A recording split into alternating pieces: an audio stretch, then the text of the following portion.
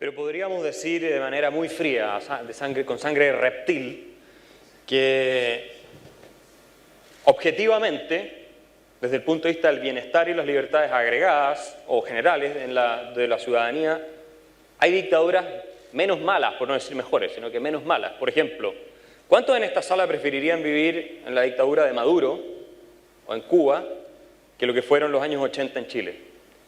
Probablemente nadie. Y ahí es donde viene una segunda pregunta que yo te quiero hacer a ti. En el liberalismo... Esa pregunta yo no te la acepto. ¿No? Esa pregunta no la acepto porque esa pregunta parte de una... Claro. Está muy bueno, esta era la reacción que yo quería... Parte de una cierta toma de posición previa, que hay dictaduras buenas o que hay dictaduras menos malas. No, las dictaduras son todas malas. Las dictaduras son todas malas. Algunas pueden traer unos beneficios económicos a ciertos sectores. El precio que se paga por eso es un precio intolerable, inaceptable. Entonces, yo creo que entrar en esa dinámica es un juego peligroso, es un juego que nos conduce a aceptar que en algunos casos una dictadura es tolerable, aceptable. Eso no es verdad. Todas las dictaduras son inaceptables. Una dictadura de derecha es una dictadura simplemente brutal y que no propone, digamos, la sociedad perfecta. El mito no la acompaña. El mito, la leyenda, las revoluciones socialistas vienen acompañadas de un mito, aunque muchas veces se hayan traducido en dictaduras más espantosas, más sanguinarias, más terribles que las dictaduras de derecha. Sin embargo, esa comparación que tú haces es peligrosa. Todas las dictaduras son malas. Todas las dictaduras. Fidel Castro es malo, Pinochet es malo también. Destruyó una democracia, existía aquí una democracia en Chile. Fidel Castro no destruyó una democracia, Fidel Castro destruyó una dictadura corrompida, brutal, que era la dictadura de Batista. Entonces, yo no apruebo, pero entiendo por qué la muerte de Fidel Castro provoca, digamos, unos entusiasmos que la muerte de Pinochet no puede provocar, ¿no? Andando ya, está caminando. ¿Dónde está Nico? La ligua. ¿A comer ¿Qué dulcecito? estás haciendo en la ligua? ¿A comer empolvados, Nico, para allá? ¿Qué estás haciendo allá? Sí, a lo Maradona. ¿Te cortaron las piernas? ¿O una pierna? Las tres. La pelota no se mancha, weón, no te olvides de eso. Claro. Puta la weá, weón. Mira, Bueno, pues con unos ya. robotitos. Beto es el ¿cómo se llama? El gestor de la idea del concurso. No dije ningún adjetivo calificativo. Así que Beto, voy a recordar el concurso para que participe. Ya que Porque no llegue duraba un fanart. Aunque ya no llegó un fanart. Ya no llegó un fanart y además Beto no fue el de la idea del concurso, Beto establece las reglas. Él fue el que cortó el queque. Por eso, pues. Porque había que El concurso es de mutuo acuerdo, pues. Estamos de acuerdo en que queremos hacer un concurso y regalarle una obra a algún auditor. Y yo viendo el capítulo, weón, en serio, Martí, ya te lo dije antes que empezáramos a grabar, pero tú no te podés timar por cada vez que las weas no se hacen a tu pinta, weón. En serio, es como la wea del pan con palta de nuevo, otra vez. Por cada cosa que no se hace como tú quieres, weón, te timas, weón. Otra vez, Beto, el Zoom me dice eso, el WhatsApp me está diciendo eso. Ya, vayamos al tema, más allá de... Yo creo que hay que recoger el punto de Beto, pero si lo tomamos hoy va a ser un capítulo completo, ese va a ser el capítulo de la intervención al pelado, weón. Así que dejémoslo. Oye, está weyando el internet, weón. Espérate. Pablo se cayó. Vamos a aprovechar que la vieja se cayó para explicar nuevamente el concurso, ¿ya? Tienen que enviar Que ya están dando. están dando El concurso. están dando, ya nos han llegado trabajos, ya tienen que enviar sus fanart al Instagram de Manspreading, donde nuestro community manager incógnito va a recibir los trabajos y eso.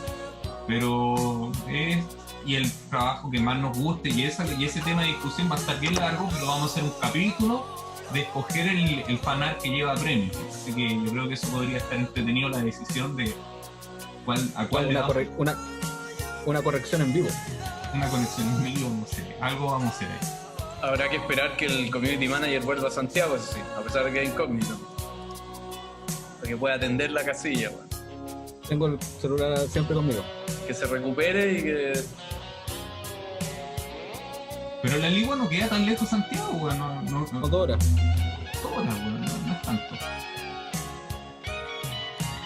Pero Beto, cuando hay cosas y sentimientos involucrados, el tiempo relativo, weón. Lo dice un experto.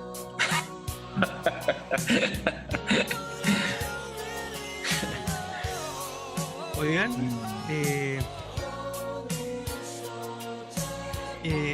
lo que nos... O sea, tengo una noticia que no va mucho vino. Lo que nos caracterizamos como panelistas de Mass Spreading es que como artistas a veces nos dejamos llevar bastante por lo estético y perdemos el contenido o nos alejamos del contenido en algunas cosas que decimos. Por lo mismo, estamos inaugurando una nueva sección que se llama Fe de Rata, que tiene que ver con cosas que decimos en el programa que no es que no sean ciertas, sino que tienen algún... no equivocamos, eso. Qué mejor manera de inaugurar la sección corrigiéndote inmediatamente, pues. Quisiste decir que nos equivocamos en la forma, en verificar y chequear la información. ¿No? No tenemos por qué estar de acuerdo con lo que pensamos, eso es lo importante. Pero Que en mi caso fue garrafal por el error que cometimos. bueno, el mío no anda tan alejado, así que vamos a entrarle de lleno. Pero la pregunta es, ya que está debutando la sección, ¿es fe de erratas o fe de ratas? Yo diría más bien la segunda, weón. Que Fe de Rata yo ya lo escuché por ahí, sería un plagio. No, sería tal vez una idea muy común nomás. También, no era tan ingenioso el chiste, pero No era. de Clinic decís tú, ¿no? Parece. O hay un grupo musical que se llama Fe de Ratas. También debe existir 1000 huevas con el mismo juego. Bueno, parte tú. Yo, ya. Bueno, en el capítulo. Bueno, es que igual me parece una idea interesante porque el Fe de Ratas puede ir con una pequeña exposición sobre el error cometido. Entonces, mi error en el capítulo pasado fue que, por alguna razón, yo estaba hablando de Alejandro Magno, y lo dije Carlo Magno, y estaban realmente en contexto bien distante. Bueno, Carlo Magno, ¿por qué se vino en la cabeza? Porque yo hablo algo de francés y yo escucho música francesa pero antigua, con video en blanco y negro, porque ahí las cantantes pronunciaban bien el francés. Y hay una canción sobre Carlo Magno. Entonces Carlo Magno siempre me ha dado vuelta en la cabeza. Carlo Magno fue el que impuso la escuela en Francia. Pero no, en el capítulo pasado yo estaba hablando acerca de un emperador, un personaje que lideró la expansión del imperio griego. En esa época sí era un imperio, el imperio griego, que se rebeló en contra de los persas, y no era Carlos Magno, era Alejandro Magno. Y en ese tiempo no era imperio, de hecho, pero era Macedonia, que anexó todo el sector de... ya ni me acuerdo cómo se llama, weón. O sea, sí, o sea, él surge de Macedonia. Su padre era y se toma Grecia, Macedonia. No, o sea, él es parte de... No se toma Grecia. O sea, lo que hace el papá es que unifica todos esos reinos de Macedonia. y después se van a la conquista o revancha en contra de los persas, porque los persas estaban metidos pero hasta el cogote con ¿cómo se llama? Con su orito, porque tenían corrompido a todos los políticos para que no hubiese una resistencia hacia la expansión del Imperio Persa. Yo hablé acerca de inspiraciones de Alejandro Magno, además, para emprender su campaña de conquista en Asia. Y hablé acerca de cómo Alejandro Magno pensaba que la raza griega era la ideal para gobernar el mundo, algo así. Pero bueno, ahí también cometí un error porque yo hablé acerca de un texto, o sea, de una frase que se le atribuía a Alejandro Magno, pero no era de Alejandro Magno. Alejandro Magno se educó con Aristóteles. La frase que yo dije en el capítulo pasado era de Aristóteles. O sea, parafraseé, porque ni siquiera era como lo había dicho él. Así que ahora traje la frase. Entonces voy a compartir pantalla para que... Bueno, todo esto surge porque yo estaba contando que cuando yo hago el aseo escucho charlas magistrales de... Era larga la frase, por eso no te la aprendiste, weón. Sí, pues no, como que traté de resumir la idea, pero no... O sea, la idea estaba. Yo hablé y no se entendía. ¿Cómo? Hiciste un Word. Claro. No, esto es parte del PowerPoint que presenta el profesor. El profesor que da la charla. Entonces, Aristóteles fue profesor... ¿Créditos? Lo voy a mostrar. Pero primero quiero hablar de la frase. Aristóteles, bueno, todos conocemos a Aristóteles. Aristóteles fue alumno de Platón, todos conocemos a Platón, etcétera, etcétera. Entonces Aristóteles le hizo clase a Alejandro Magno. De hecho, me tinca que nadie conoció a Platón, pero bueno. ¿Cómo nadie conoce a Platón? Bueno, ya. ¿Por qué nadie conoce a Platón, Nico? Bueno, nunca mucho. Bueno, Aristóteles fue el mentor de Alejandro Magno. ¿Y qué pensaba Alejandro Magno sobre el pueblo griego, al cual pertenecía Alejandro Magno? Y como dije en el capítulo anterior, él era descendiente de Aquiles y de otro gran héroe griego que hacía que la figura de Alejandro Magno fuese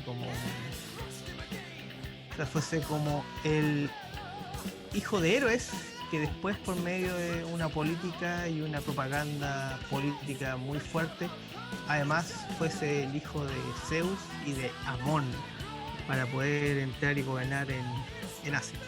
Bueno, Aristóteles pensaba: los que habitan en Asia son inteligentes y de espíritu técnico, pero faltos de brío y por ello llevan una vida de sometimiento y servidumbre. La raza griega es a la vez briosa e inteligente, por eso no solo vive libre, sino que es la que mejor se gobierna, la más capacitada para gobernar a todos los demás si alcanzase la unidad política. Eso lo dijo el mentor de Alejandro Magno. No fue Alejandro Magno el que lo dijo, como mal dije en el capítulo pasado. Y no se sabe si es que Aristóteles le habló de eso a Alejandro Magno, pero por la épica que tenía Alejandro Magno en sus conquistas. O sea, el partido cuando entró a Asia, lo primero que hizo fue ir a la tumba de Aquiles, supuestamente su progenitor, no su progenitor, su descendiente, su pariente. Como que la megalomanía de Alejandro Magno hace pensar de que Aristóteles le habló sobre esto. Eso, no lo dijo Alejandro Magno, fue su mentor. Pero Aquiles no es un héroe, digamos, mencionado en todos estos poemas épicos. ¿Históricamente existió, weón? Culturalmente, los griegos de esa época lo creían real. No, sí, pero así como podéis creer real a Jesucristo, digamos. ¿Sí? Igual puede ir a la tumba de Jesucristo. Es verdad. Sí. Tenía entendido que era un personaje más que nada mitológico. Es que para los griegos de esa época, de hecho el profesor, acá le voy a mostrar al profesor. El profesor Adolfo Domínguez Monedero explica eso. Explica que para los griegos todas esas historias eran reales, era parte de su cultura. ¿Dónde está el profesor? Claro, yo me refiero a que haya antecedentes historiográficos, bueno, obvio que es real en el sentido de que existe como parte del imaginario. Bueno, y ahí es bonito cómo maneja los símbolos Alejandro Magno. Bueno, y también hablamos nuevamente de además de esta suerte de épica, esta épica, no sé cómo decirlo, no es una épica racial, de eso de que los griegos están hechos para gobernar al resto de las personas.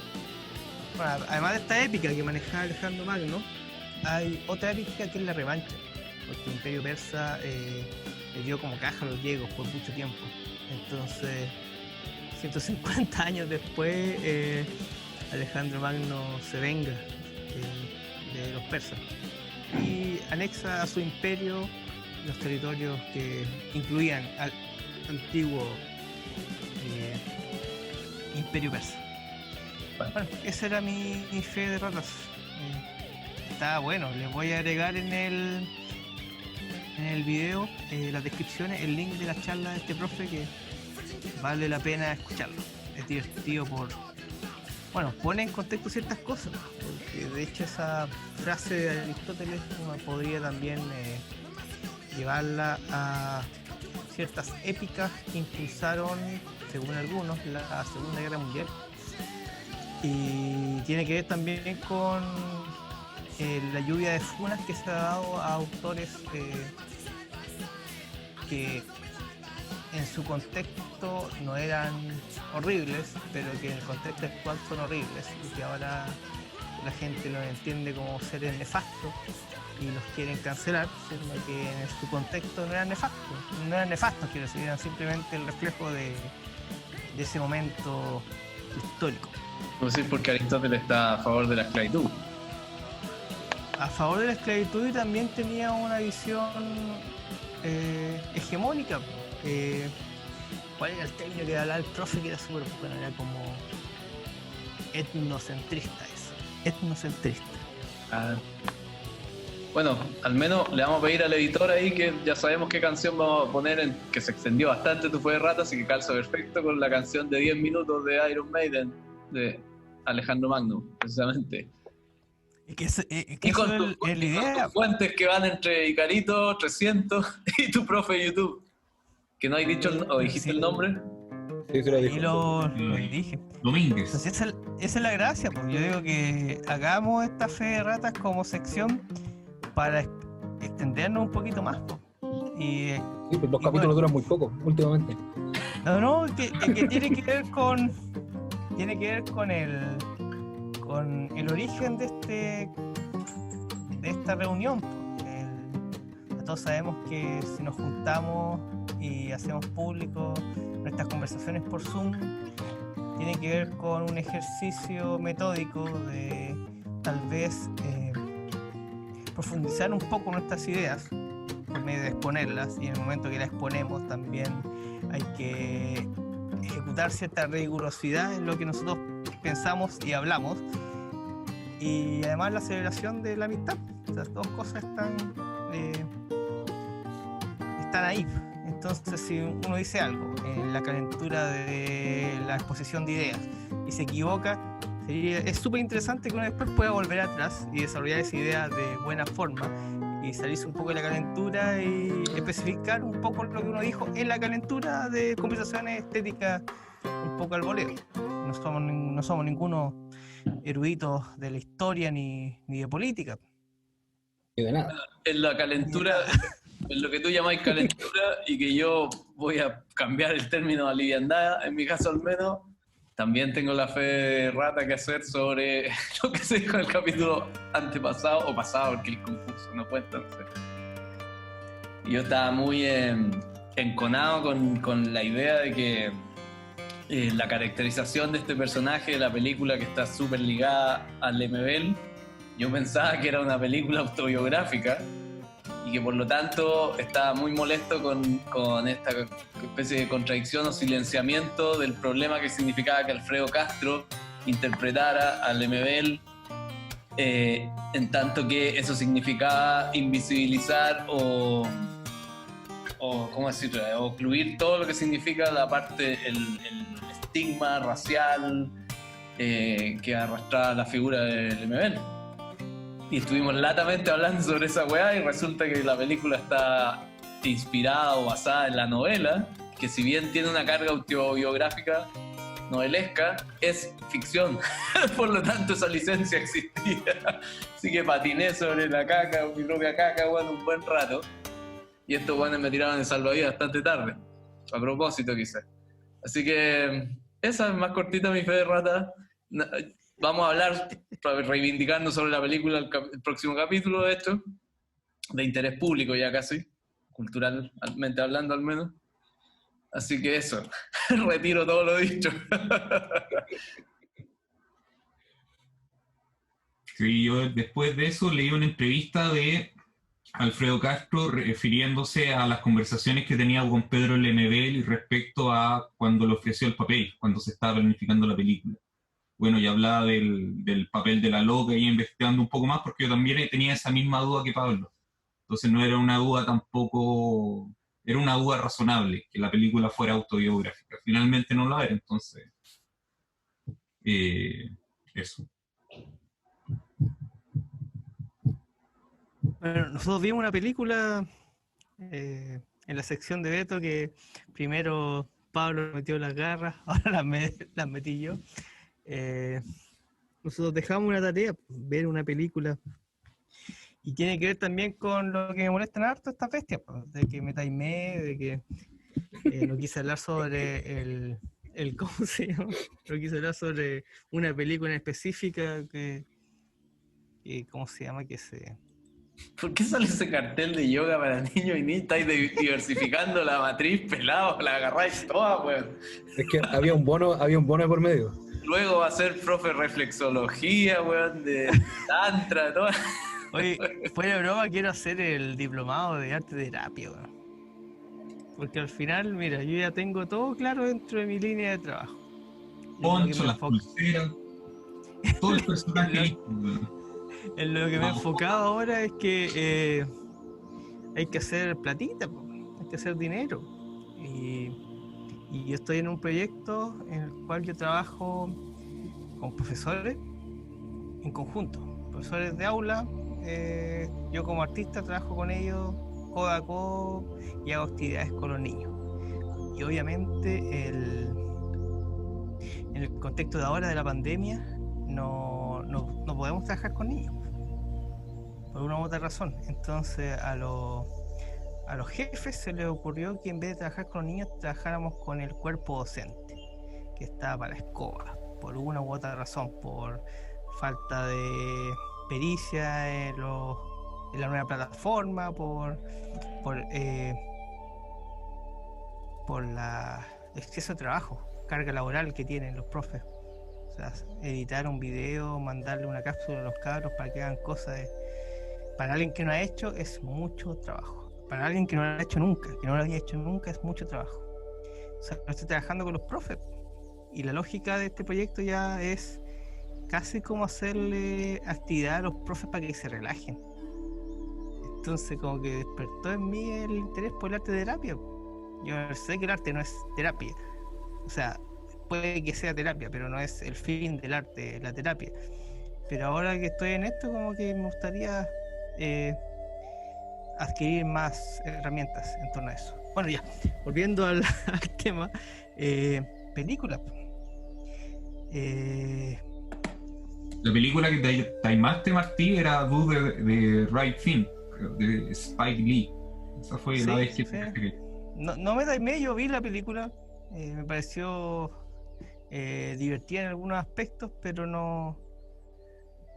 O sea, hay que traer la cosa para acá, po, de alguna forma. somos un contexto completamente distinto. En un capítulo hablamos de que la figura del afroamericano en Norteamérica, de partida, en un principio se habló un poco ligeramente de que todos éramos negros en Chile, si no éramos parte de las 7 familias. Estoy haciendo una caricatura. Bueno, pues no es así.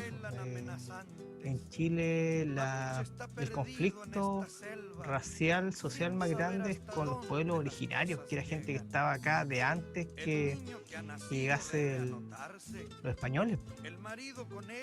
Entonces no tiene que ver mucho con lo que pasa con los afroamericanos en Norteamérica, porque ellos fueron mano de obra esclava que llevaron para allá. Pues. O sea, ellos ni siquiera les pidieron permiso para llevarlos para allá, pues eran esclavos.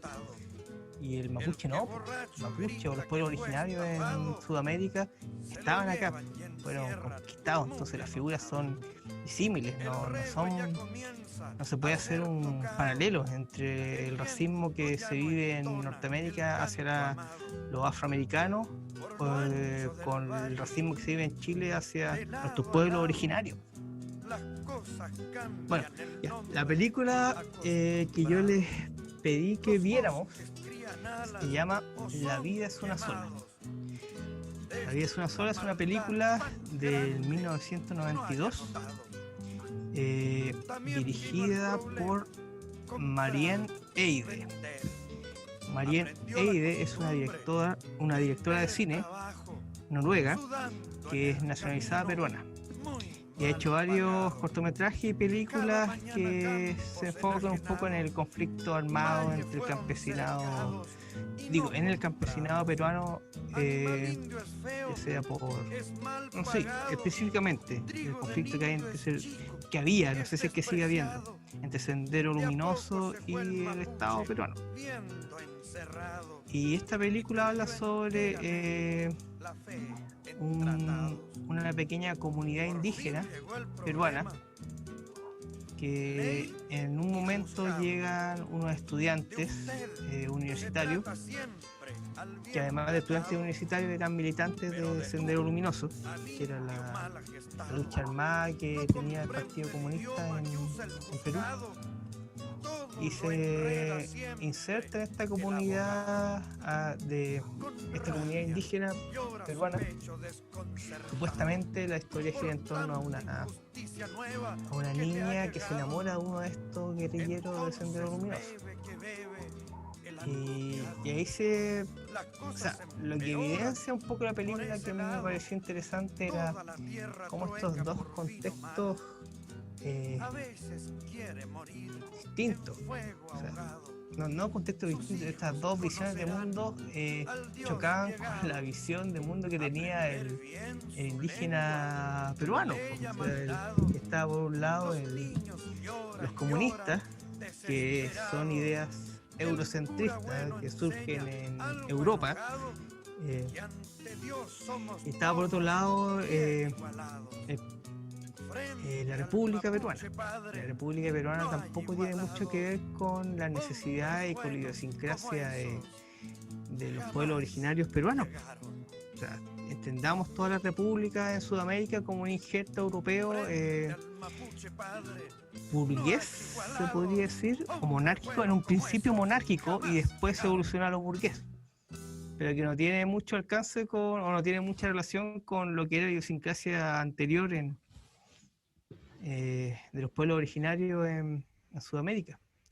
Entonces la historia habla acerca de este conflicto, de que llegan estos estudiantes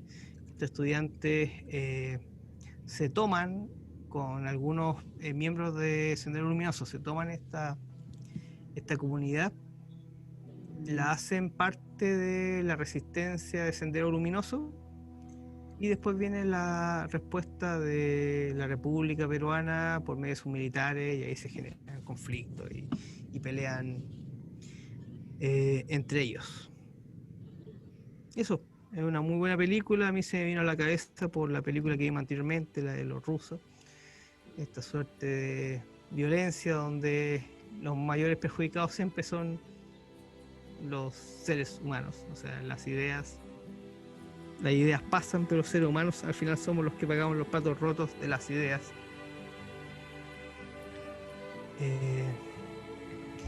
Eso, no sé, vimos toda la película. ¿Alguien tiene algo que comentar? Comentarios.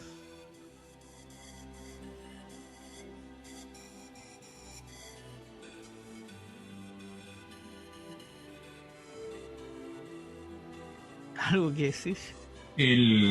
A ver, las cosas buenas de la película en torno a los aspectos formales, para mí, era la locación y la iluminación. La dirección de fotografía era muy bonita. Era muy fácil poner la cámara porque donde cayera iba a tener como un buen cuadro, porque era en la escenografía, los sets eran, o sea, no eran sets, pero las locaciones eran súper bien escogidas y el lugar era bien asombroso. Eso está como en contrapelo a estas películas, por ejemplo, de Silvio Cayosi, como Otra vez Amanecer, en donde se construye toda una aldea del sur de Chile, ¿cierto?, de Chiloé, y es como sería el sur de Chile idealizado, como esta fantasía del sur de Chile.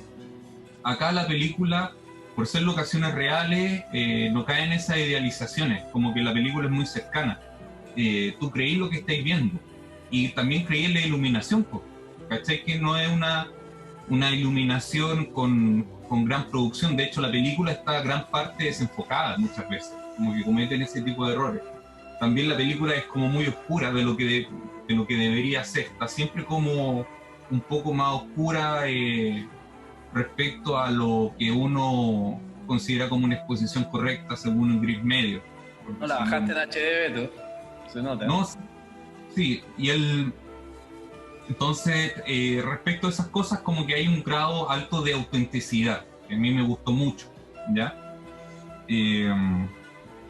Lo que sí me pasaba con la película, en respecto al tema de las actuaciones, como que habían dos tipos de actuaciones. Están como los actores profesionales de teatro, que era el Tigre, que era el jefe de esta banda militarizada, ¿cierto?, que actuaba en otra nota y en otro tono absolutamente diferente a todos los que eran actores amateurs, ya que se sabían actores amateurs.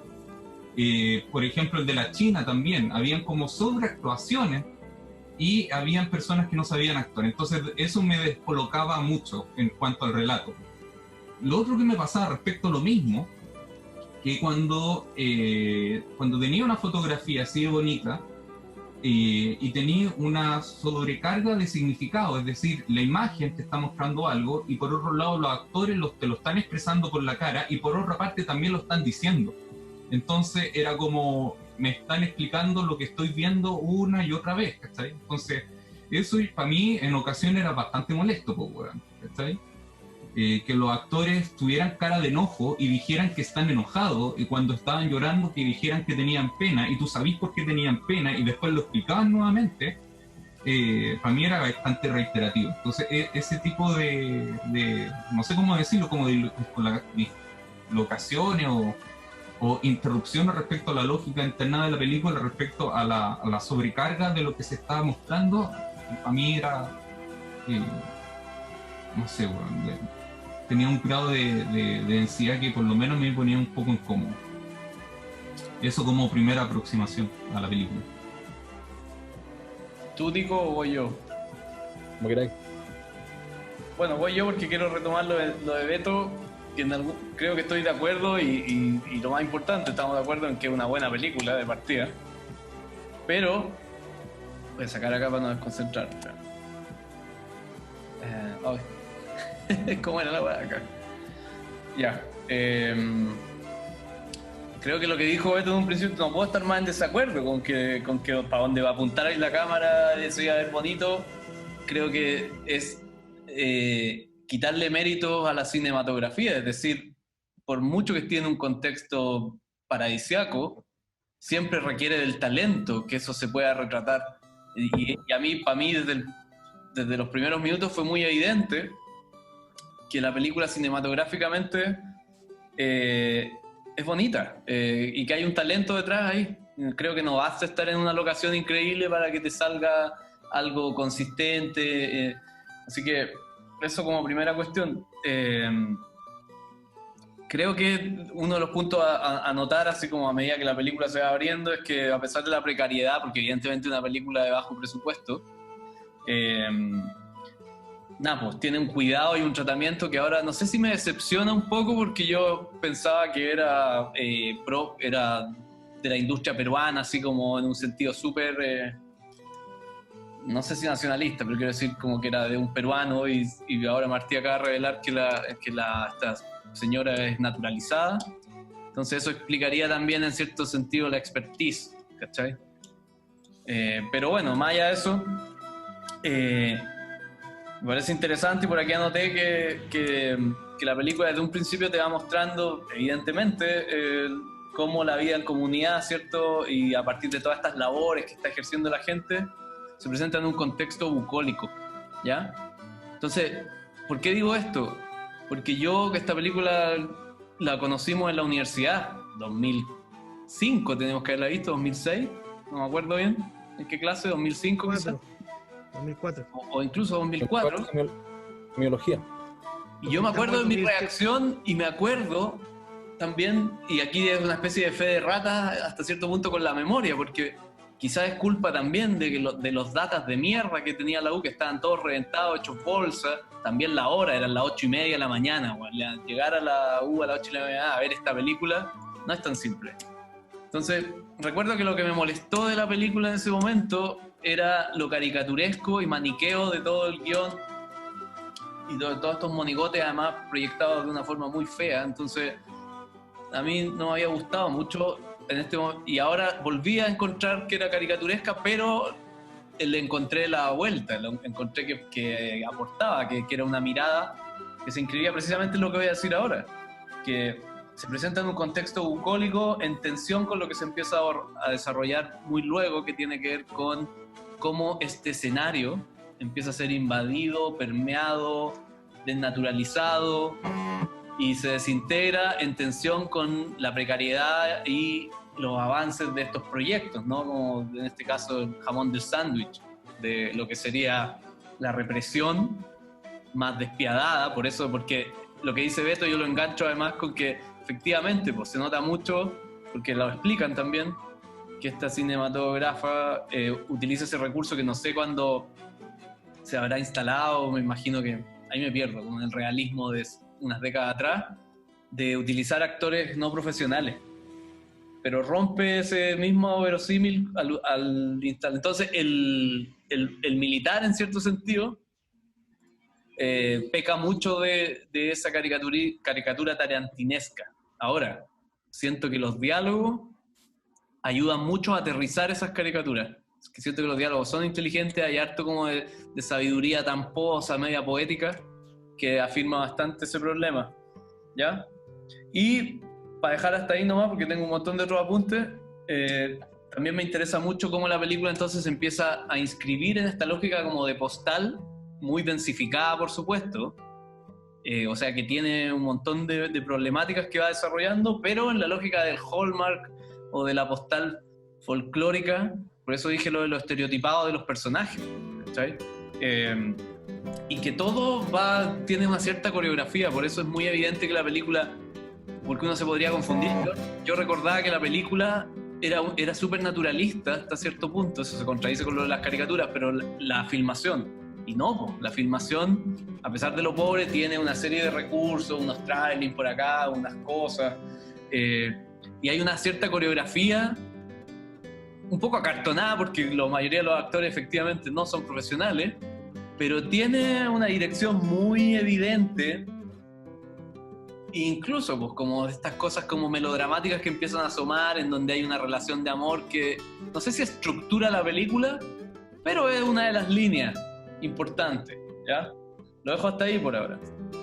Antes de que Nico vaya con su análisis, sí, pues las caricaturas, pues, la caricatura de la mujer de Sendero Luminoso, y también del militar, pues el actor peruano que es conocido, porque él salió en Pantaleón y la visitadora, era el relator que en cierta medida delataba a Pantaleón, pues, y su tráfico de blancas.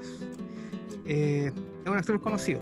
Entonces él teatralizaba su actuación. La verdad que él era actor. De hecho, todas esas cosas de que se colocaba la pistola en la cabeza y había muerto, eso es teatro. Bueno, a mí en un principio me molestó la caricatura, pero por alguna razón uno siempre buscando el naturalismo dentro de esta fotografía que alaban tanto ustedes. Pero yo recuerdo dos cosas. Lo primero, cuando yo la vi en primera instancia con Cordero en la clase de semiótica, era que aparecían ciertas tomas, por ejemplo, unos patitos, un pato con varios patitos que seguían a este pato. Y Cordero, que no era muy sutil en ese sentido, nos interrumpía la película y decía, miren, observen ¿cómo se llama? Ese símbolo acerca del pato que avanza con los patitos chiquititos. Entonces Cordero ya nos está dando las claves de que esta película tenía esos recursos simbólicos que en cierta medida, no sé si cortan el naturalismo, pero nos dan a entender de que las tomas no son gratuitas. Si filman a un pato no es porque el pato sea bonito o sea parte del contexto, sino porque el pato es un signo de la narración que se va a efectuar. Y sí, pues yo encontré muy caricaturesca este personaje de Sendero Luminoso, la mujer sobre todo, y el militar, el actor peruano conocido. Y en un momento me molestó, pero después lo entendí como parte de la narrativa de la película, del discurso.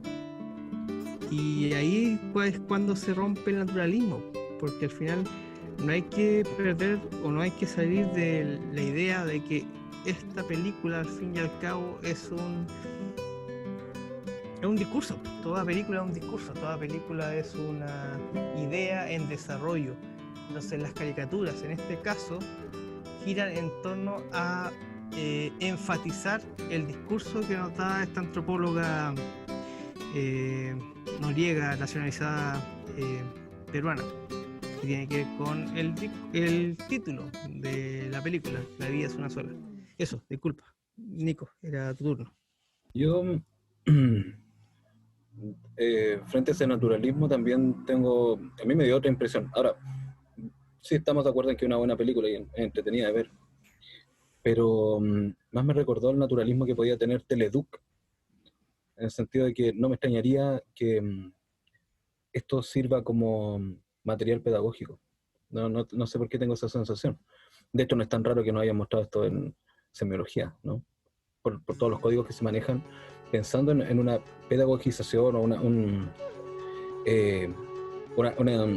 especie de enseñanza de la situación que estaba viviendo Perú. O sea, que venga alguien de afuera, si tú decís que antropóloga me hace más sentido incluso, a que venga a evaluar la situación y venga a representarla como un espejo para la sociedad, como que venga alguien a decirte, mira, aquí están ustedes, o en esto estuvieron, me hace todo el sentido del mundo. De hecho, para mí funciona como una película que trata de decirte o de enseñarte historia, y por eso también lo caricaturesco los personajes, porque en realidad es una obra de teatro para el colegio. O sea, me resuena mucho Teleduc en ese sentido. Para los más jóvenes, Teleduc era un programa educacional de Canal 13, ¿cierto? Donde tú podías tomar cursos y te enseñaban, y lo que veíais en la tele, veíais en la tele en la mañana, los cursos, como representaciones, y te enseñaban conceptos. En este caso es una película de historia de Teleduc. Y lo voy a vincularlo al tiro porque para lo que viene después tal vez, que es que el arte muchas veces se ve, es la idea del arte terapia, como lo que decís tú.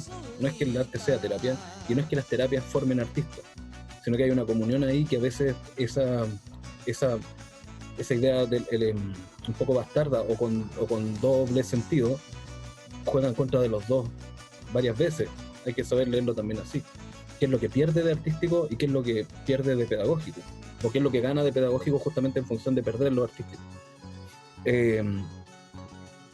Pensando en la propaganda política, ¿no? Más que nada. Eso sí me hace...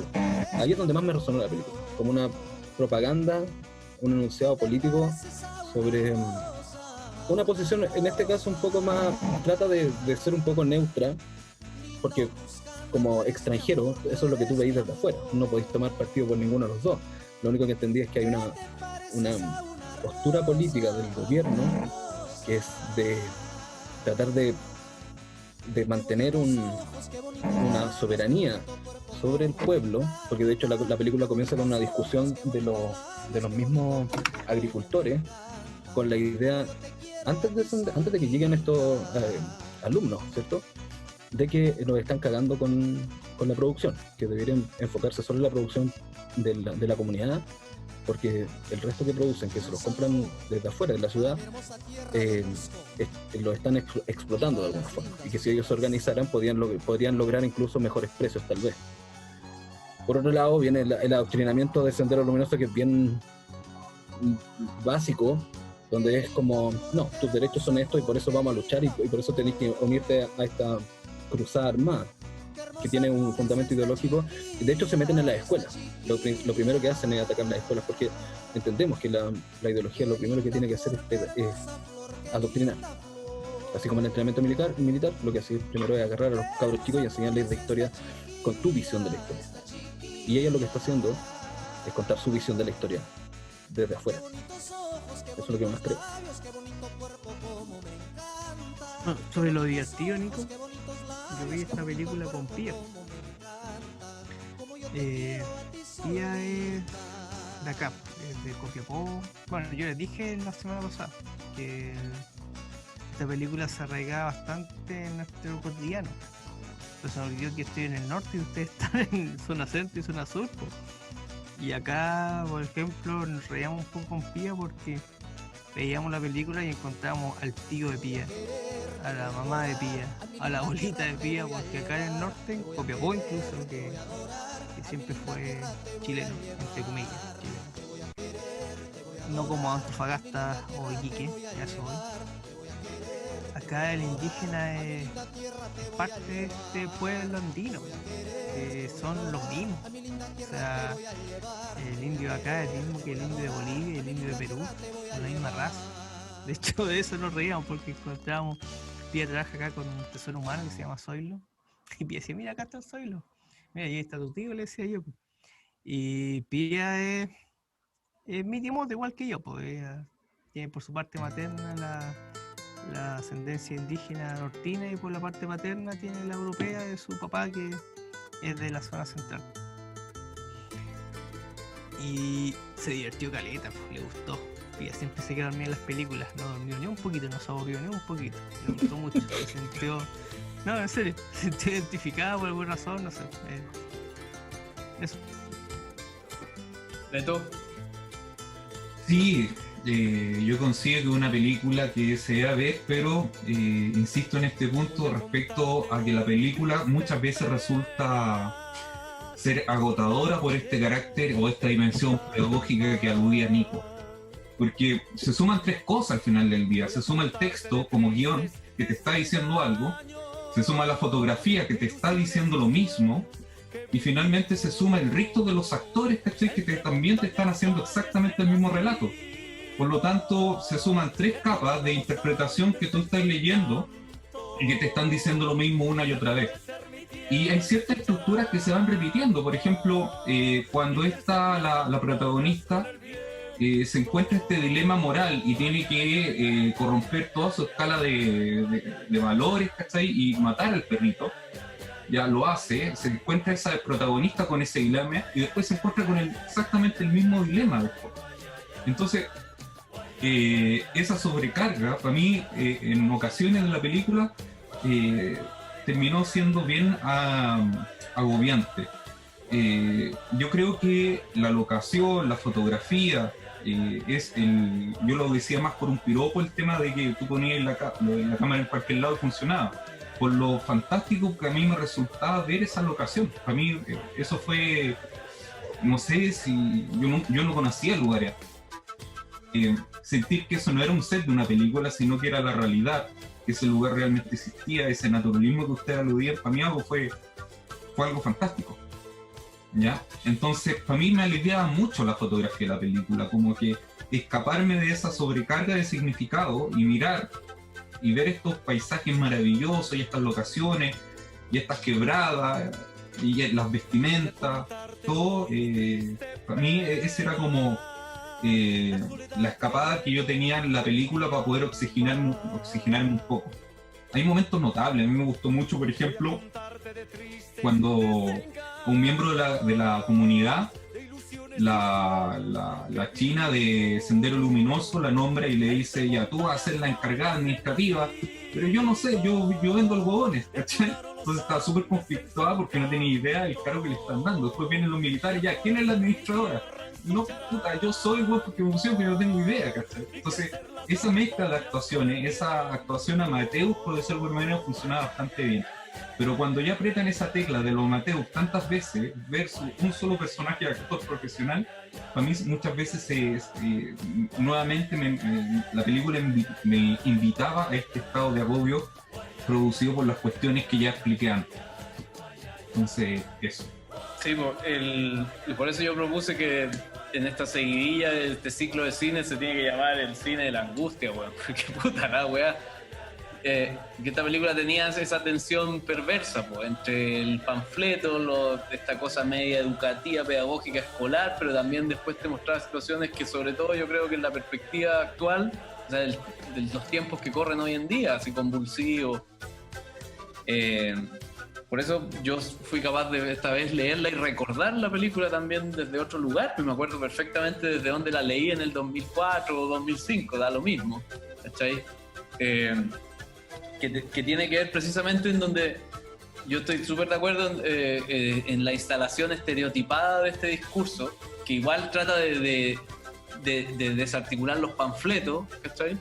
O mejor dicho, mostrar el jamón del sándwich de todos estos panfletos, ¿cachai? Esta comunidad que se ve afectada por estas tensiones de escala casi global, digamos. Pero lo que quería decir yo es que me acuerdo muy bien saliendo de ver la película en el casino, estar discutiendo con compañeros, y había gente muy afectada por la película, para bien de hecho, y yo muy en una lógica de estudiante, muy soberbia, como no, esta weá, ¿cachai? Analizando la frialdad, muy caricatura, muy maniquea, muy similar a lo que estáis diciendo tú ahora. Pero creo que la película precisamente no es naturalista, por eso yo hice el punto, sino que más bien es una película costumbrista y con tinte medio romanticista en el sentido pintoresco, no vamos a decir que una del romanticismo alemán, pues, pero de hecho al final la película cierra con la escena en donde este caballero, que es como, de nuevo, la reserva moral de toda la película, le dice, bueno, al final yo me voy a quedar acá porque los ciclos van a seguir su curso y todo esto va a pasar, todo esto es la contingencia, es como la rueda de no sé qué, de la historia, pero la naturaleza tiene su curso y acá yo voy a esperar a los tiempos de la siembra y vamos a estar bien de nuevo, ¿cierto? Y eso yo lo entendí como un statement, porque la película... Rayo Pampa vuelva a florecer. Claro, que la película cierre en eso, entendí que ahí la directora finalmente pone el broche, que ese era el punto que le interesaba destacar, pues todo el rato esta gente que se veía, weón, como monigote de un lado para otro, como bien dijiste tú, pues llegan unos weones centralistas, da lo mismo si son comunistas o si son la represión, el brazo armado del Estado, no les importa cuál es el saber de esa comunidad, cuáles son las formas de organizaciones, ya, weón, vos vais a hacer esto, ustedes van a organizar la defensa comunitaria, no, pero si nosotros no da lo mismo, no tenemos armas, no importa, en fin. Entonces, bueno, creo que lo dije todo en realidad.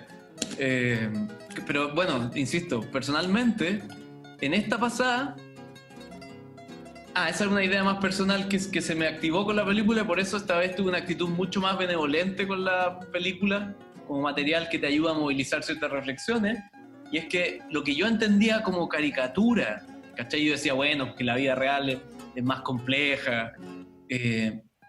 Lamentablemente, esa idea de la complejidad de la vida, que sin duda que lo es, igual hoy en día con los acontecimientos que hemos ido viviendo, hemos podido constatar que en situaciones extremas, sobre todo de violencia y donde hay cosas políticas de por medio y tensiones de ese tipo, hemos podido constatar cómo la gente muchas veces, digo, por videos, por testimonios, por todo lo que estamos viendo hoy en día en esta inmediatez, la gente puta, en realidad reacciona bastante parecido a estas caricaturas, pues, cuando se activan esos paradigmas ridículos, maniqueos, que hemos podido ir viendo de cerca en este último tiempo, ¿cachai? Entonces, ahora entendí que la película de alguna forma igual, a partir de esos estereotipos, está bastante más cercano a lo que creíamos de la realidad, y eso es lo inquietante, y eso es lo que a mí me angustió de la película, a pesar de que está muy instalada desde una edulcoración, desde esta postal, ya lo dije, pintoresca, costumbrista, ¿cachai? Entonces, por eso igual siento que en el balance gana, es buena, sigue siendo buena a pesar de todo lo que hemos señalado. No, por alguna razón a mí no me pasó esta tercera vez, porque esta es la tercera vez que la veo, pero creo que la primera vez que la vi en la universidad, estábamos en la misma sala, Pablo. Me cayó una lágrima en una escena, me angustié mucho. Y la segunda me angustié más todavía, la segunda vez que vi la película, que es cuando se enfrenta el Sendero Luminoso con estos campesinos, raptados por Sendero Luminoso, contra las fuerzas del Estado peruano, de los militares, con otros tipos también raptados por este ejército. Y uno de estos se está escapando del Sendero Luminoso y lo agarra un milico. Y el milico era del pueblo, de Rayo Pampa. Y lo encuentra, no me acuerdo los nombres, pero es como, Luchito, sí, arranca, weón, no te he visto, arranca, weón. Bueno, esa escena, no sé por qué razón, la primera y la segunda vez que vi me emocionaron, weón, en serio, hasta las lágrimas, así como, mira, estos weones se conocen de toda la vida y por esta huevada están dándose de tunazo, weón. La tercera vez no me pasó, yo creo que porque ya estaba preparado, estaba esperando que llegara la escena a ver si me activaba nuevamente esta emoción. Esa escena que decís tú está en muchas películas de guerra. La escena donde se encuentran enemigos, da lo mismo si se conocen o no previamente, y es como que uno decide como hacer vista gorda, y es como, loco, mírate, no te quiero matar, no quiero cargar con ese muerto, literal y simbólicamente. Hay muchas películas de guerra donde pasa exactamente lo mismo. Y que debe pasar también en la guerra real, digamos, mucho. En la antigua al menos.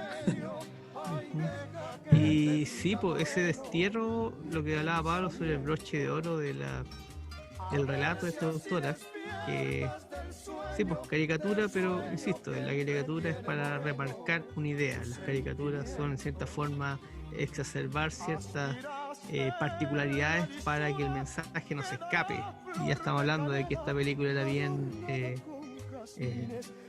educativa, y cuando la niña se escapa del Sendero Luminoso, vuelve con su familia, y el padre, la reserva moral, como dice Pablo, le dice que no, pues la destierra, y hasta que Rayo Pampa no florezca nuevamente, ella no va a poder volver a Rayo Pampa.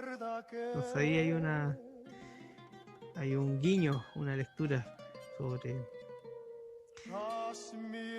no sé la verdad, pero tengo la sensación de que ahí está como el broche de oro. Todavía no sabía interpretar bien ese destierro que le da el padre a esta hija, o sea, como que hasta que no vuelva a hacer las cosas, mientras no vuelva a florecer, mientras no vuelva a florecer esa cultura, tú vas a vivir en el destierro, tú que estuviste en el Sendero Luminoso. Una especie de castigo o de búsqueda de la redención, que sabemos que existe hay una relación, no sé de dónde, pero tácita o más explícita con lo oriental, ¿cierto? Realmente, güey. Hay una hueá oriental dentro de toda esa búsqueda de la redención y de los ciclos, de la universalidad, un poco zen dentro de todo. Pero también podéis pensar que tal vez parte de la cultura, un pueblo que ha sido una cultura que siempre ha vivido invasiones y de ida y retroceso, que podrían ser los orientales, o tal vez todo lo que fue lo que gobernó de alguna forma el imperio incaico y más al norte los aztecas. Bueno, yo anoté acá que la película tenía algo de anime, por el contexto folclórico, Y además, evidentemente, ya fuera del anime, sino que lo oriental se da en varios niveles, pero también visualmente, y los rasgos étnicos, o sea, son mongoloides, ¿cachai? Parece podría ser un poblado de Vietnam también, ¿cachai? O algo Claro, así. no es tan inmediato como que sea una China, ¿cierto? Sino que va más allá de eso. Pero en esa idea de ¿cómo se dice? De la precariedad,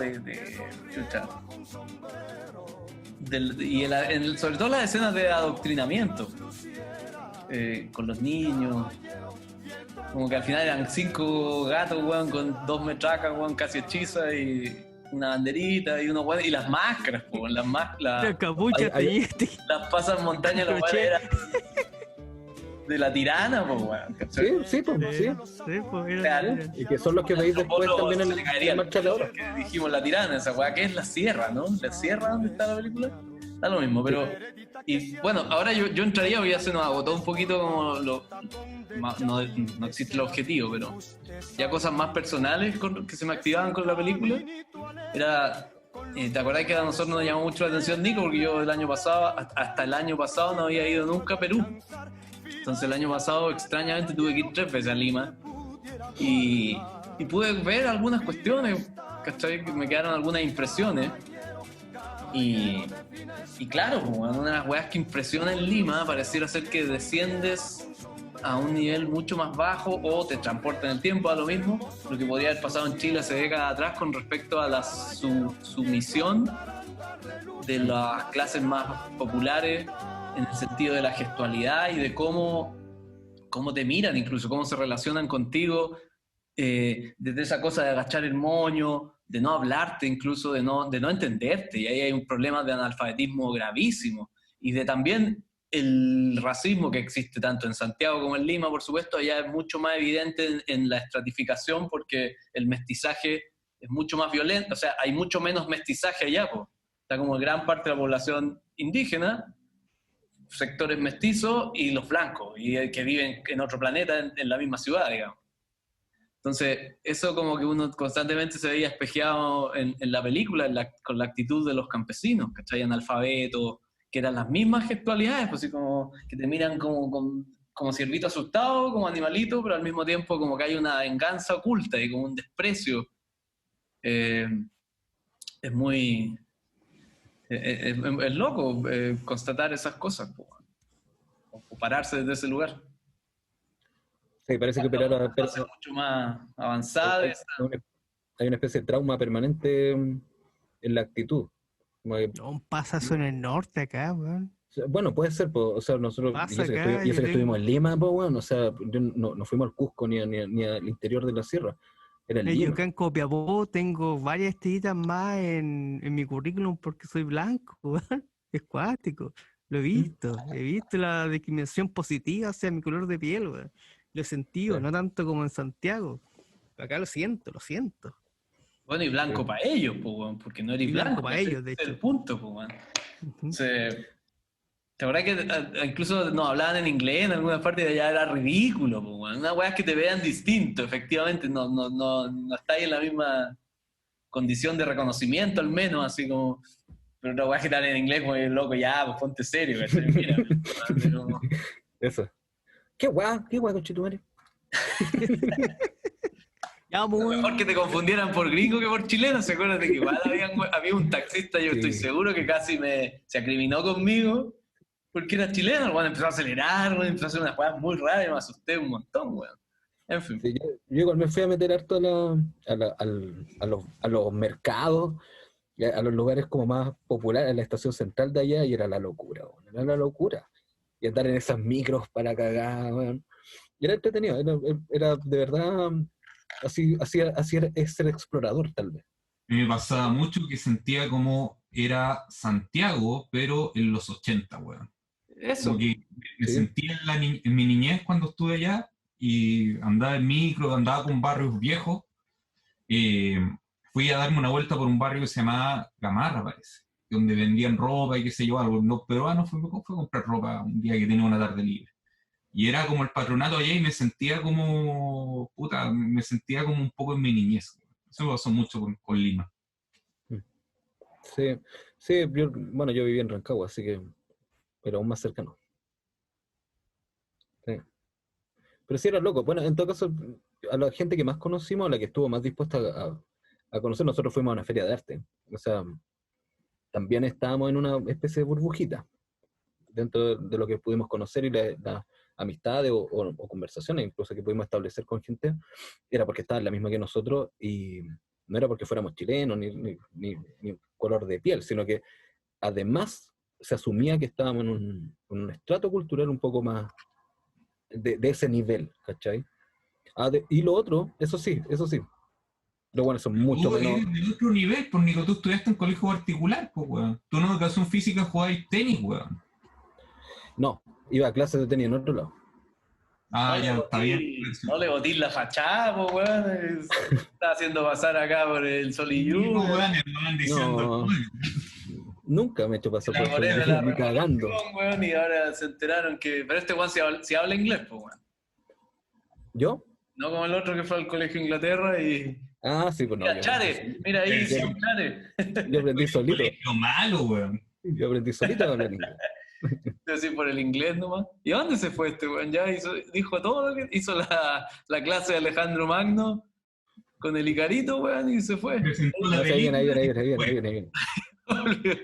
Ahí viene, y tiene audífonos Bluetooth, así que no Se escucho escuchó todo. todo el pelambre. Y Sí, bueno, pues. No, no escuché porque estaba lejos buscando un lugar donde poder orinar.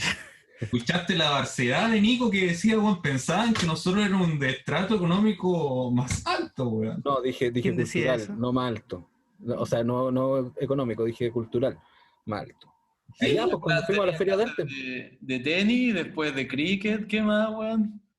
Eso venía justo después de Nacionales de mierda, weón. Mira este No, weón. Ahora hay cada lugar, weón. ¿Sabes qué? Acá en el norte sí, weón. Acá en el norte la cultura es de la plata, weón. El que tiene plata se compra camioneta, va a andar en moto Y acá no, ¿cómo se weón. llama? A la arena. Pero acá se intensifica más, weón. Claro. Porque acá hay harto circulante, pues.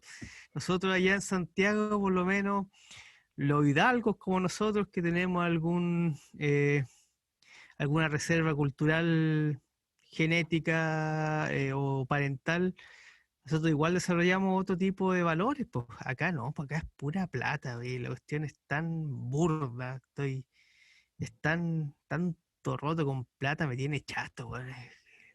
Culturalmente, así, un- contado con los dedos de la mano, weón. Por suerte yo caí en un buen lugar acá, pero la mayoría son gente tan ignorante, weón, que oye, a todo esto nada que ver, futuro, weón. nada que ver, pero lo que sí, de alguna forma yo sospeché allá en Lima, insisto que estábamos en un contexto súper específico, y no es ejemplo no es para generalizar, pero los weones eran infinitamente, no eran pudorosos con la plata que tenían. Bueno, decir, ultra rajados, weón, una organización impeque, weón, ¿cachai? Que no Sí, estaban escatimando sí. en nada. Pero no, los weones tenían la Feria de Arte de Perú era increíble, weón, increíble. Pero a lo que yo que, por ejemplo, ni comparado con las cagás que arman acá de amarrete, weón. Porque a ahí lo que tenés voy una yo, weá Nico, cultural. a lo que voy yo, Nico, es que, por ejemplo, allá en el sur no hay tanto circulante, dinero, pues. Entonces la gente tiene que darse valor por otras cosas.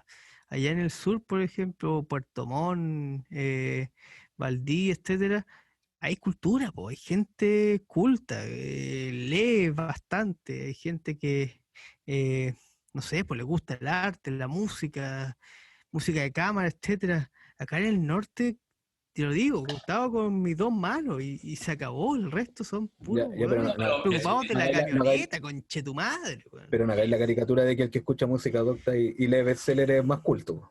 El que viaja. El Viajar que- y leer te quita el... ¿Cómo era? El meme.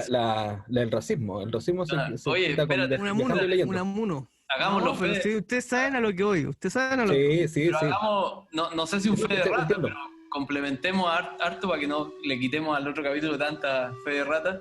No es una fe de rata, pero tú sabéis que hay algunas variables al menos que explican bastante mejor por qué ese contraste entre el sur y el norte, y no solo por el paisaje, digamos. Y cuando digo paisaje me refiero a la idea densa del paisaje, es decir, recursos, una serie de configuraciones Ujú, sí, sí. culturales incluso, pero sabes que hace siglos atrás todo el lugar donde tú estás habitando era desierto realmente, o sea, no había población, por lo tanto, la mayoría de la población que echó a andar la salitrera y todo eso es sureña, pues, bueno. ¿Cachai? Más allá de los locales, por supuesto, de la gente del altiplano y todo eso, pero yo estoy hablando de la pampa salitrera y todo eso, es población que migró del sur, ¿cachai? Es decir, tiene mucho menos, no hay, ¿cómo decirlo? No había un patrimonio, ni ritual, ni un legado, ni una cultura que continuar, ¿cachai? La weá nació como asentamiento minero, de ahí de ahí esa pobreza que tú estás acusando, ¿cachai? Mira, no me acuerdo si fue Darwin nuevamente. Puta que le estamos dando material a la sección Fe de Rata. Pero creo que fue Darwin. U otro Humboldt, no sé. Bueno, estos personajes europeos que recorrían el sur y centro y norte de Chile. Los extremos del mundo. Perico. Estuvo en Copiapó y dijo que es lo que yo veo. Copiapó es un poco más que un campamento minero, donde la gente viene a hacerse el dinero y cuando puede se manda a cambiar. Acá no hay una relación con el contexto como lo hay en el sur, donde de partida están nuestros pueblos originarios que vivían allá de forma permanente y tenían una relación con su contexto de armonía. O el, ¿cómo se llama?, profesional agrícola europeo que llegó allá a construir, entre comillas, patria, ¿cachai? Llegaron a habitar el lugar, no llegaron a hacerse ricos por medio de la minería, como si venía acá la gente al norte. Entonces, bueno, de hecho, yo no sé si ya lo dijeron, pero la mayoría de las riquezas que dependían de la extracción del salitre o cosas así, en realidad no vivían en el norte, pues. No, pues los Edwards hicieron su fortuna acá, por ejemplo, en el norte, y después se fueron para lugares donde sí había grandes palacios en Santiago. Grandes palacios en Santiago los construyeron con esa plata. Hagamos una pequeña precisión, porque yo sé que en el ánimo de describir como un panorama más amplio, está bien, pero no podéis confundir al ingeniero santiaguino 7x7, que hace turnos 10x10, 7x7, con la migración de masas de campesinos sureños o de peones que se van a la salitrera o al guano, antes de la salitrera, que se da lo mismo, que eran condiciones de esclavitud, cuando se fueron a hacer ricos, simplemente se fueron buscando la vida engañados, y ahí se formó otro enclave de pobreza más, en parte de esta historia estructural de condicionamiento. Entonces, oye, en todo caso en el sur también tenemos agua con el carbón. Claro. Sí. Bueno, eso es lo que me ha tocado. Insisto, yo soy afortunado. Yo acá donde vivo estoy con una señora que es muy culta, etcétera. Pero el resto, bueno, es agobiante. Y eso hace que también las cosas se den de forma más fácil. O sea, además, no sé, el nivel de profesionalismo es tan bajo en el área cultural también. Acá. O sea, acá está pasando. No, fue algo así, pues es palpico, como que uno está súper asegurado porque acá es una tropa de autodidactas, bien posesionados, que... Puta, acá, no sé. Acá es una tropa de hueones educados, bien posicionados igual. Pero por lo menos hay un nivel. No, pero es distinto, weón. Sí, en regiones, yo sé lo que apunta Martí porque me ha tocado verlo, weón. No... Están expuestos también acá. Así no digo que no sea así. Tampoco salen los logos con lo que está tratando de decir, pues, weón. Uno está un poco en el sur y uno ve el nivel de dedicación o el nivel de conocimiento o ¿cómo se llama? El capital cultural de las personas es distinto, weón. No es porque uno sea la raja, simplemente porque uno le ha tocado en la ciudad vivir un poco más la competencia en todo sentido. Acá no existe eso, existe como otro estilo de vida. No está tan... Uno vive de manera más relajada, por eso te digo, acá vivir la saturación, allá vivir la ausencia. Claro, entonces... Eso. Sí, pues yo tengo un amigo, este tema también lo hemos tocado hartas veces, pues, weón. Sobre todo cuando hablábamos de mis intenciones de en algún momento migrar, ella me decía que también, pues tiene amigas muy profesionales, o sea, calificadas, todo lo que queráis, pero que ellas jamás se estimarían como la lumbrera más grande, y sin embargo en provincia, en Chillán, en Talca, weón, no, ni siquiera estamos hablando de un pueblito, puta, desempeñando su labor nomás con un poco de eficiencia y de diligencia, les ofrecen los puestos, el oro y el moro, les doblan los sueldos, no quieren que se vayan, weón, porque es muy grande el abismo de diferencia y las carencias, pues, weón. Entonces destacan mucho. Así que en Por cierto lo sentido mismo, ustedes weón. son como el pescadito pará, el goleador que está en la banca del auto italiano y se va a jugar allá a la segunda y la rompe, conchetumare. El O sea, yo digo que todo lo contrario, ustedes son los que se están dando cabezazos contra la pared en ese lugar donde la saturación hace que uno no vea, pues está todo tan encima que hace que uno no vea. Ven, ándate para el sur o para el norte, Pablo, y vas a ver cómo vas a florecer, amigue.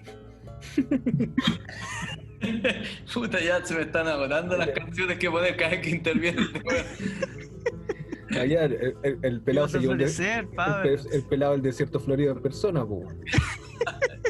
Yo llegué y floreció el Debajo de desierto, po. ese poncho, quizás que Quizás que florece. ya, todo el reino de Yakuto está ahí, weón. Sí, no, si ya me voy a ir a encaletar cerca de Beto, weón. Bueno, hacer patria y tiene que ver con eso, no se tiene que ver con buscar lo fácil, sino Así que vamos a ver si los complejizar amigos- el contexto. A ver si los amigos tienen ahí un salvavidas, un pitutito. Lo voy a mandar, ya que Nico mandó un mensaje, weón, cobrando sentimientos, voy a empezar a mandar los datos de arriendo, weón, al chat comunitario, weón. De aquí. Y que a Nico le vaya a mandar los arriendos allá en Freire, po. No tan cerca. Mira, pues, El lado ¿sabes? de grande le voy a mandar los arriendos. Mira Temuco, weón. Mira Temuco. Bueno, ¿queda alguna otra sección en la pauta? ¿O estoy...? Es bien lamentable que Sí, sí. hacer patria en realidad es más cara. Una weá que está pendiente todavía, y ahora que viene la constitución tal vez se rescate, que es la regionalización, por la descentralización. Sí, tremendo esa Bueno, weá. Tremendo. es interesante eso porque yo creo que mi vida se maneja bastante en contradicciones y yo tengo una formación republicana, ya sea por, bueno, lo que más me pesa a mí es lo que me habla mi papá. Los papás siempre son cierto referente y cierta guía que hace que uno no se pierda tanto. Entonces sí, el regionalismo es interesante, pero por ejemplo, mis resistencias con mi pueblo dorado y sanguíneo también, porque yo tengo ascendencia directa. Lo que pasa con los mapuches, ese afán de independencia territorial y de jurisdicción es un arma de doble filo, po. O sea, y se incrementa cuando yo leo cosas o escucho esta biografía sobre Alejandro Magno, donde la única forma de que Macedonia se volviese fuerte e influyente, o por lo menos autosuficiente o con capacidad de defensa, fue unificando todos estos reinos hueones que antes eran por ejemplo, Alemania. Alemania antes de ser Alemania era una infinidad de reinos, España lo mismo. O sea, Alemania padecía más que ninguno porque por ahí pasaban los franceses y los ingleses para ir a darse guaracazos con los rusos o con otro pueblo que estaba más hacia el este, oeste, sí. Claro. Hacia la derecha, ¿no? Ya, Martín, a lo mismo, weón, si no sabemos dónde estáis parados, weón, ya. Bueno, eso hoy. Dividir es debilitar. Es que estáis confundiendo dos cosas, po. El No es centralismo dividir. tiene razón de ser. Si el problema del centralismo no es el centralismo, el problema del centralismo es la corrupción. Está claro. Puta que nos vamos a llenar de fe de rata para el próximo capítulo. Que haya un poder organizado y centralizado no quiere decir que los recursos se distribuyan o confluyan en un solo lugar. Y que las mismas pretensiones de desarrollo confluyan en un solo lugar. O sea, por último podría pensar en Japón o en Italia incluso. No tiene que ver con que todo se desarrolle en un solo lugar, sino que cada uno adopte su identidad. De hecho, mira, se me ocurrió nomás por poner un ejemplo que centralismo versus autonomía tampoco es sinónimo de transparencia o de erradicación de la corrupción. Por ejemplo, en Argentina las policías, hay distintas policías que responden cada uno a sus, porque son estados federados, ¿cachai? Y la corrupción campea, weón, como loco. Entonces, es bastante más complejo que eso. Y claro, el centralismo incluso en un esquema de transparencia completa, aún así es dañino en términos de autonomía, de desarrollo regional, de centro-periferia. Yo lo pensaba incluso a nivel de perspectiva de cada individuo. A mí en un momento me dolía mucho ver cómo había una fuga constante de capital humano de Chile, ¿cachai? Porque no encuentran el lugar que los acoja acá, que les permita desarrollarse. Y tienen que irse, pues, weón, científicos, gente que necesita ya de integrarse a estructuras mucho más potentes y que además goza de ofertas, weón, que acá jamás podrían encontrar la mayoría de ellos. Entonces también se da esa relación centro-periferia no solo a nivel local, sino que también a nivel global. Claro, y al mismo tiempo, mi punto principal más que nada tiene que ver con la identidad y con la especificación. O sea, de hecho, definitivamente tenéis cómo desarrollar. Las universidades ya han hecho parte de su pega. Hay carreras que se imparten en ciertas regiones porque tienen la expertise y tienen ahí mismo el campo de estudio. La universidad entonces, claro, pues entonces al mismo tiempo, porque no me voy a decir que estáis contentos en el norte porque ya tenéis justamente los materiales y el lugar para desarrollar lo que estáis haciendo, y no me voy a decir que en realidad era mejor centralizarlo todo y que de allá viniera todo y se juntara en un puro núcleo. Creo que está haciendo una caricatura sobre lo que es centralización también. La descentralización no tiene que ver con cierto grado de autonomía en las regiones, pero sí control político centralizado. Eso. Pero sí, definitivamente lo va a haber. Ya es así. No creo que haya hay un motivo transversal que el que tiene que unificarse. Y eso no depende de dónde esté, pero tiene que estar en un lugar. ¿Pero a qué te refieres, Martí, con el control político centralizado en ese caso? O sea, por ejemplo, el más claro ejemplo es lo que sería acá en el norte. Si no hubiese cierto orden centralista, estatal, que mantiene a Copiapó como Chile, a Antofagasta como Chile y a Iquique como Chile, no es difícil pensar que por alguna eventualidad económica Iquique pasa a ser nuevamente de Perú, o Antofagasta pasa nuevamente a ser de Bolivia, o todos los pueblos andinos vuelven a reagruparse dentro de cierta... Estáis confundiendo cosas ahí, pues. Por ejemplo, no. O por ejemplo, acá el granito cultural político de Atacama es cuando Pedro León Gallo quiso independizar a Atacama de Chile. Hicieron hacer ahí un nuevo estado en base a la riqueza que hay acá en Atacama, con Chañarcillo, la creación de plata, etcétera, y quisieron independizarse de Santiago. ¿Por qué? Porque la mayoría de la riqueza, impuestos, etcétera, se iban a Santiago y no quedaban acá en... Pero eso es precisamente por el régimen centralista en donde las regiones se ven afectadas. Pues lo mismo pasa con Cataluña, y bueno, eso ya también responde también a otras cosas, incluso de orden étnico y lo que queráis, pero precisamente en una organización que de alguna forma le dé la potestad a cada región de desarrollarse en este marco que es más grande, que tiene que ver con un Estado, ¿cierto?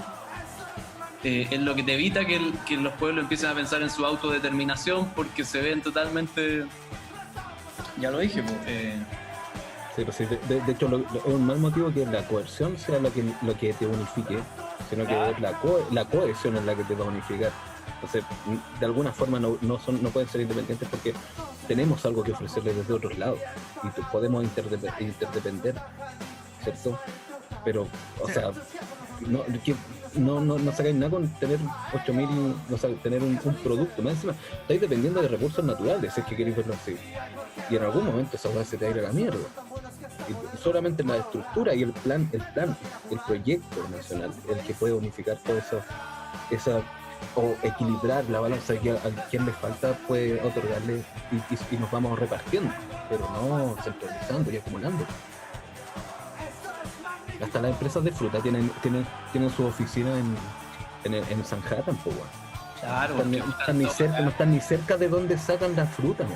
O sea, ¿qué control, qué visión pueden tener? Y la falta de desarrollo hace que la misma gente que trabaja ahí sea solo una ciudad dormitorio, weón, que los weones después gastan toda la plata en otros. No soy toda, pero se viene a Santiago, hacen vida en Santiago, no hay desarrollo, pues, no hay perspectiva a la comunidad, menos sustentabilidad. Y eso tiene que ver precisamente con una organización centralista, pues, bueno. Al final termináis viviendo del turismo, ¿no?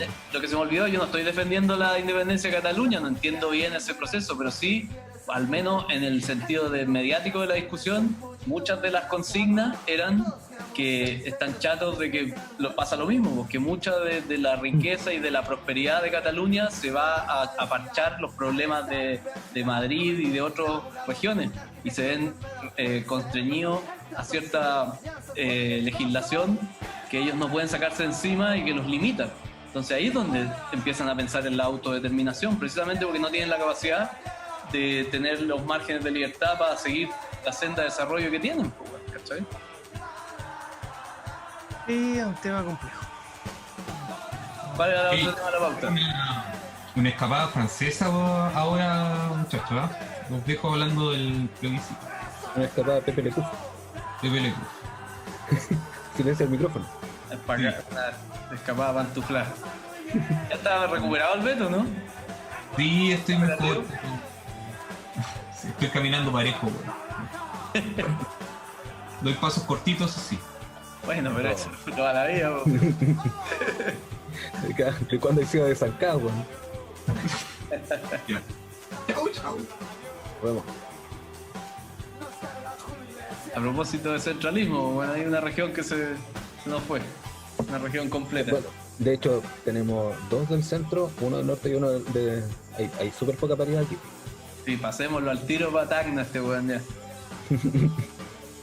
al terruco. ¿Queda pauta o vamos recogiendo la mesa? Pasan cosas y pues, Yo no sé si da para Sí, pauta. No sé si da para estaba pauta porque en realidad no... ¿No? Estaba viendo el otro ejemplo. O sea, volviendo nuevamente monotemático a mi charla sobre Alejandro Magno. Alejandro Magno, por medio del Espago, unificó todo Macedonia. Hubo un pueblo ahí que se levantó por ciertas aspiraciones regionalistas, igual los masacró. Y con eso dejó en cierta medida el ejemplo para el resto.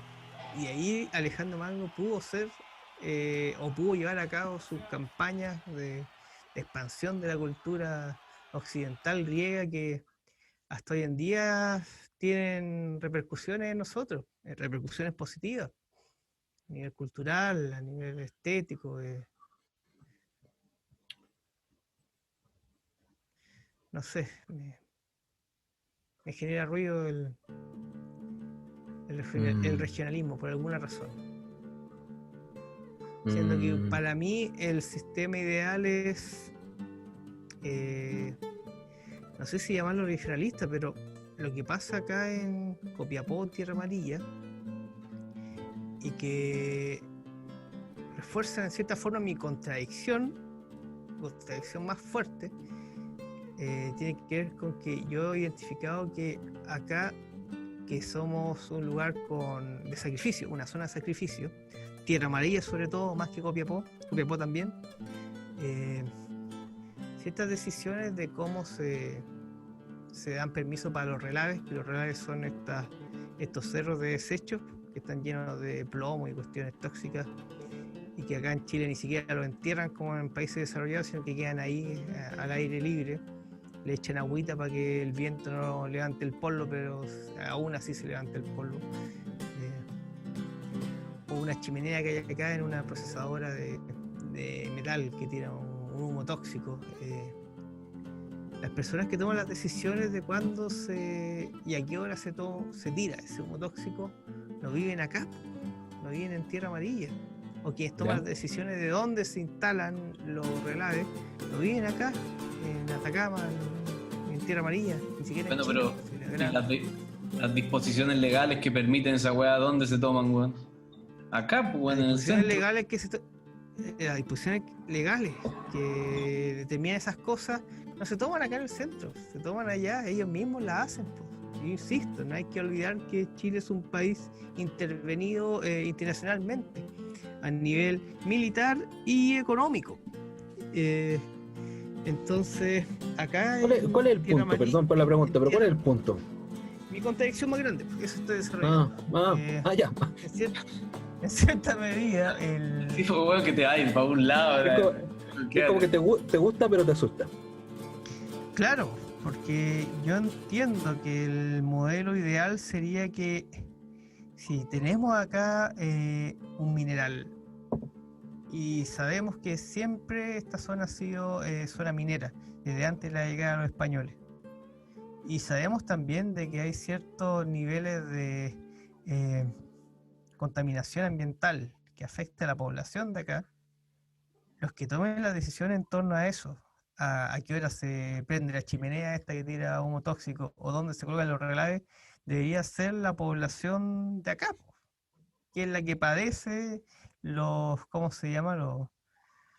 Los perjuicios de esta extracción minera. Pero no, pues, las que toman las decisiones ni siquiera son en el centralismo Estado chileno, sino ante la duda esta de por qué podría debilitarnos esta división, que en realidad no es una división, sino que es la unificación de muchos núcleos pequeños. Tenía el caso, de nuevo, el de los mapuches, donde justamente eran difíciles de dominar porque no había un órgano central, no había un solo núcleo al que corromper. Eran múltiples y ellos mismos se reconocían como un pueblo en completo y con sus diversidades. Habían los que vivían del Pehuen, son unos, y los que vivían de Mariscar son otros, pero de todas formas son mapuches. Entonces, si tenía esa cohesión, si tenía ese proyecto de nación sin un órgano central al que corromper, tenéis cómo defenderlo entre todos. Pasan cosas como lo que pasó con la llegada de los españoles. Gran parte de la historia del imperio español contra los pueblos precolombinos era porque el ejército español contaba con gran cantidad de adherentes del mismo pueblo al cual querían someter. Tiene que ver con que toda esa falta de centralismo, tal vez porque todos estaban en contra del mismo núcleo, del mismo centro. O sea, no sé, yo me confundo un poco cuando te vaya la historia, weón, porque si bien uno complemento te puede ser funcional, hoy en día tenéis que el entramado de intereses, la red de conexiones políticas y de dispositivos, ¿cachai?, que permiten en relación a muchos intereses, ya sea globales, también locales, mucho más compleja que esas otras formas de guerra, de conquista y de hegemonía, pues. Entonces ahí es donde yo me empiezo a perder. Yo los invitaría a que a otro punto, porque si no yo también voy a tener que tirar bomba a humo ninja. No, que sí, deberíamos dejarlo como un proyecto inmediato. No, no es de largo plazo. Vean la franja. Yo no la he visto, por lo mismo no tengo mucho que decir por ahora más. Por eso, sí, por eso mismo, pero vean la franja y dediquemos un capítulo a esa weá porque de verdad. Próximo capítulo, la película de ML, Tengo miedo a Toretto. Seguro, Frank, me aburro, Tengo miedo a Toretto. La franja y alguna otra cosa que se sume ahí. Les recordamos el concurso, vamos actualizando en qué va eso. Lo otro, pequeña crítica técnica, no sé por qué, si tú, el único que tiene el micrófono profesional en Discord que se escucha más bajito.